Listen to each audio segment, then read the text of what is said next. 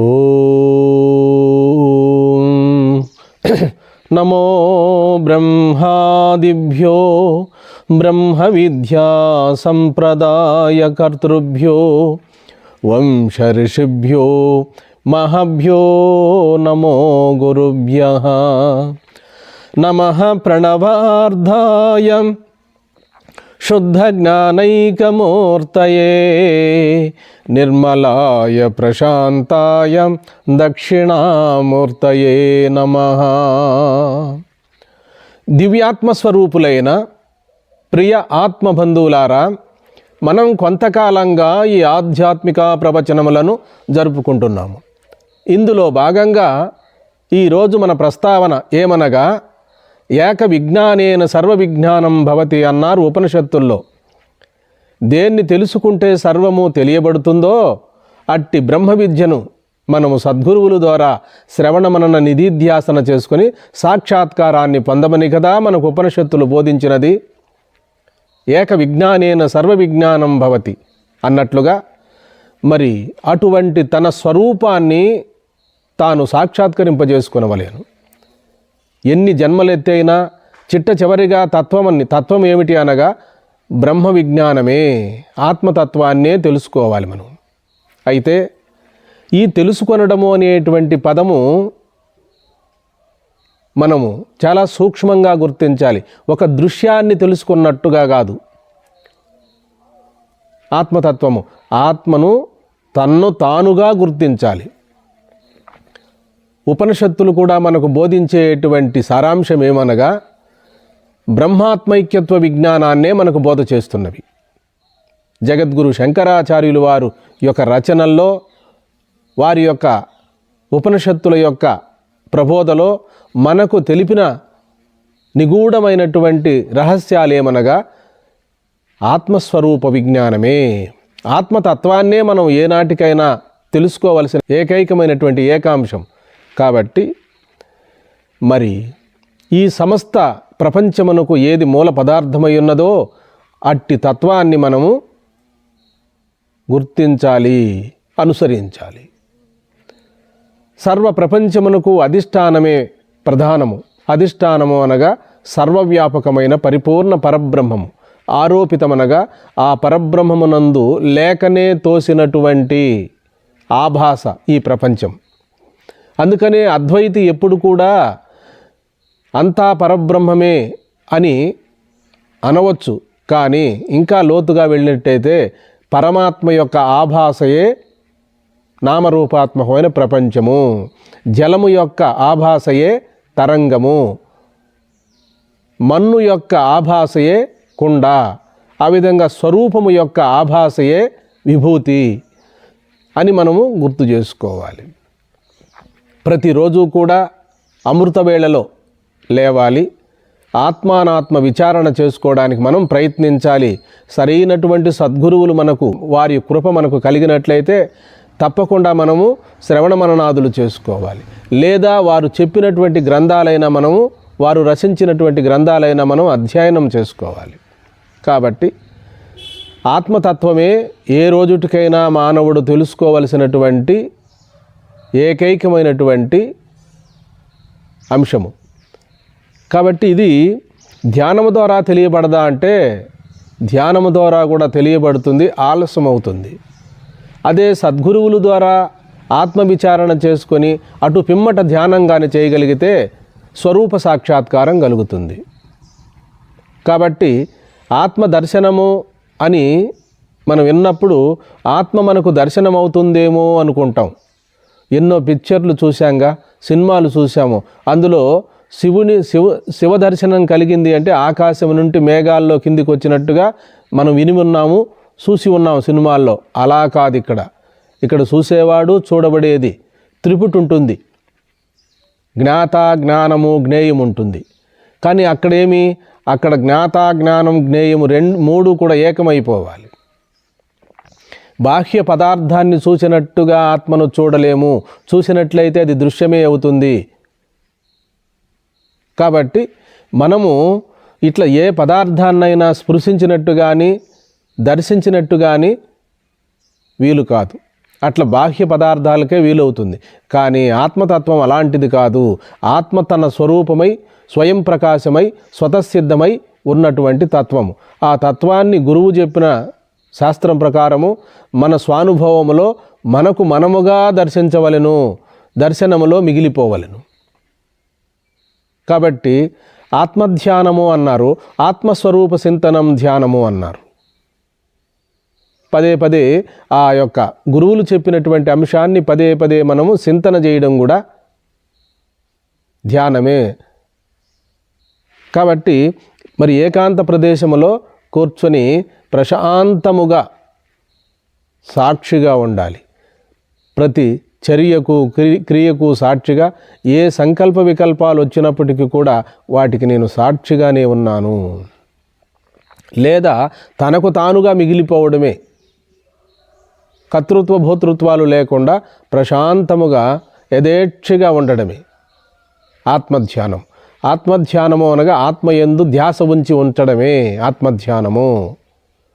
నిధిధ్యాసన అనగా, నిధి అనగా స్వరూపము, దాని యందు నిరంతరము ధ్యాస కలిగి ఉండుటే నిధిధ్యాసన. ఇట్లా ఏకాంతములో ప్రశాంతముగా కూర్చొని బాగా అభ్యాసం చేసుకున్న తర్వాత, ఆరూఢ సిద్ధి కలిగిన తర్వాత, బహుజన మధ్యములో కూడా తన స్వరూపాన్ని విస్మరించకుండా ఎరుకుతో ఉండడమే ఆ బ్రహ్మాకార వృత్తిలో శేషాన్ని సాగిస్తూ పోవడమే శేష జీవితము అన్నారు. శేషము అంటే మిగిలిన జీవితం.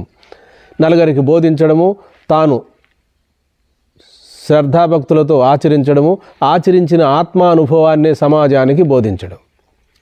ఈ విధముగా మనము ప్రతిరోజు కూడా ధ్యానం కానీ, జపం కానీ, పూజలు కానీ, ప్రార్థనలు కానీ చేసుకుంటూ చిట్ట చివర తత్వాన్ని తెలుసుకోవాలి. తత్వము అనగా అదే ఆత్మతత్వం.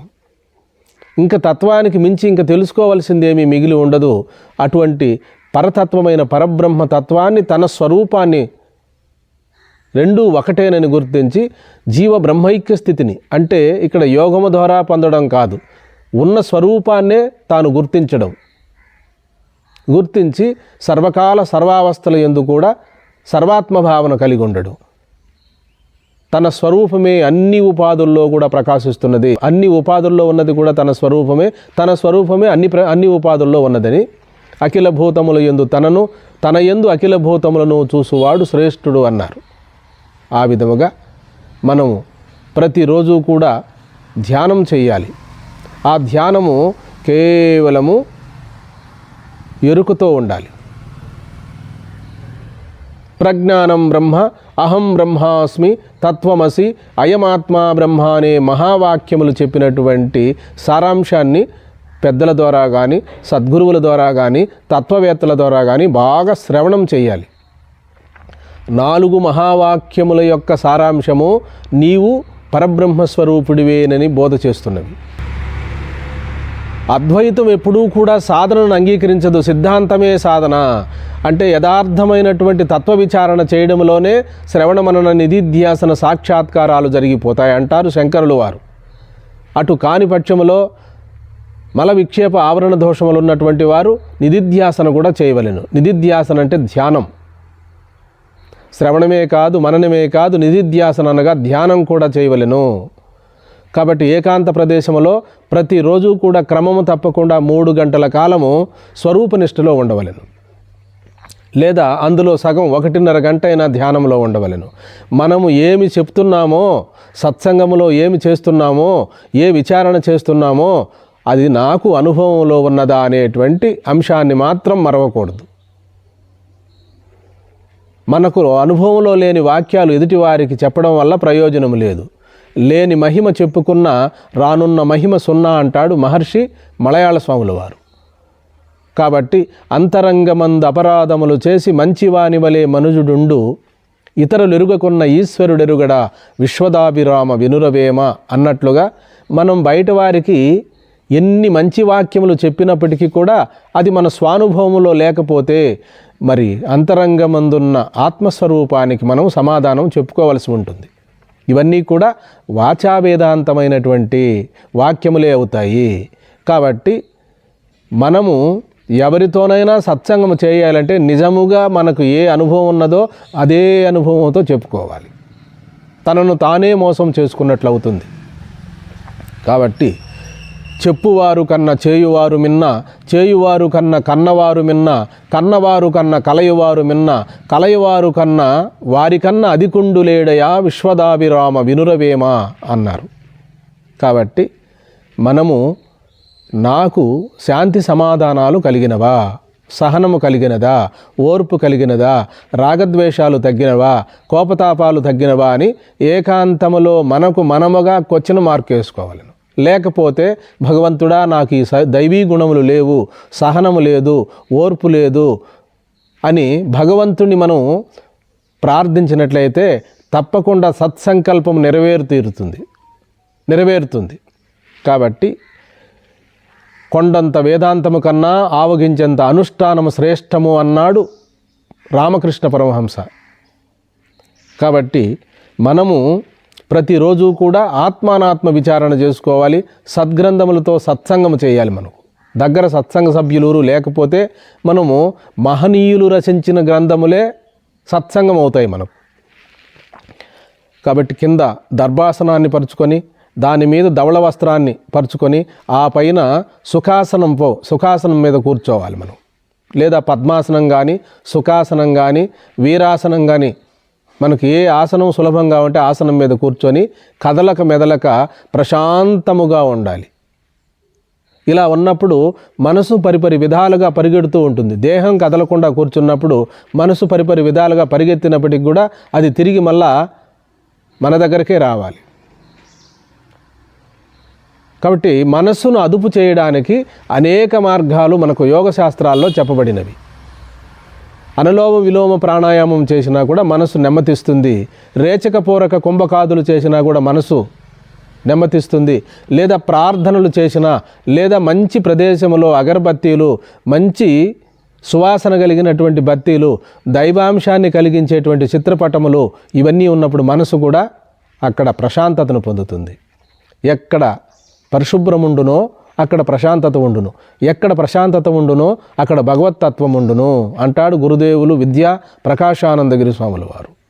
అందుకనే మనం ఉండే ప్రదేశము, మనం ధరించే వస్త్రాలు, మనం ధరించే విభూతి, మనం ధరించే కుంకుమ ఇవన్నీ కూడా పవిత్రమై ఉండాలి. ఇవన్నీ కూడా బాహ్య చిహ్నములు. బాహ్య చిహ్నముల ద్వారా అంతర్శాంతి కలుగుతుంది, మనశ్శాంతి కలుగుతుంది. మనశ్శాంతి కొరకే మనం ఇవన్నీ ప్రయత్నిస్తున్నాం. మనశ్శాంతి కలిగిన తర్వాతనే ముక్తి కలుగుతుంది అనుకోవడానికి లేదు. ఆ తర్వాత ఏకాగ్రతలో మనము మనోపరిపక్వత కలుగుతుంది, అంతఃకరణ శుద్ధమవుతుంది. తర్వాత నీకు గురువులు చెప్పేటివి, శాస్త్రాలు బోధించేటివి, సద్గ్రంథములు సులభగ్రాహ్యమవుతాయి. నీ స్వరూపముతో నువ్వు మమేకమవ్వగలవు. మన మహనీయులు, మహాత్ములు, మహర్షులు కూడా ఇవన్నీ సమాజం కొరకు, సాధకుల కొరకు ప్రబోధించారు. కాబట్టి ప్రాణాయామం అనేటువంటిది కూడా మనం సద్గురువుల ద్వారా తెలుసుకొని తగు మాత్రం రేచకపూరిక కుంభకాదులు ఆచరించినట్లయితే మనోపరిపక్వత కలుగుతుంది. మనసు నియంత్రణ లేకొస్తుంది. మనసు ఎప్పుడు నియంత్రణ లేకొస్తుందో మరి ఆత్మతత్వాన్ని తెలుసుకోకుండా చేస్తున్నది మనసే కదా. శబ్దాది విషయములు కదా.